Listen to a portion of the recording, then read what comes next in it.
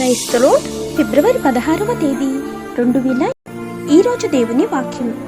మన ఎడల ప్రత్యక్షము కాబోవు మహిమ ఎదుట ఇప్పటి కాలపు శ్రమలు ఎన్నదగినవి కావని ఎంచుచున్నాను. రోమీలకు రాసిన పత్రిక 8వ అధ్యాయం 18వ వచనం. ప్రియమైన సహోదరి సహోదరులారా, దేవుని రాజ్యంలో మన కోసం ఏమి వేచి ఉందో మనకి నిజంగా తెలియదు. మనం బాధల్ని అనుభవించడానికి కారణం మనకు అర్థం కాకపోవచ్చు. దేవుడు మన మొరలను వింటాడని గుర్తుంచుకోవాలి. ఆయన మన కోసం అపారమైన దాన్ని సిద్ధం చేస్తున్నాడు.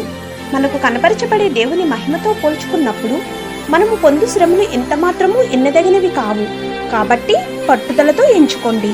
దేవుడు కోరుకున్న మార్గంలో మనం నడుస్తూ ఉండాలి. మనమందరము దేవునికి సమర్పించేవన్నీ ఎప్పటికీ వృధా కావు అని మన హృదయంతో విశ్వసించాలి. అంతిమంగా అన్నిటికీ విలువ ఉంటుంది.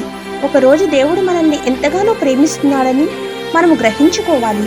తద్వారా మనము ఆయన్ని ఎక్కువగా అనుభవించే గొప్ప స్థలాన్ని ఆయన మన కొరకు సిద్ధం చేశారు. ఆమేన్.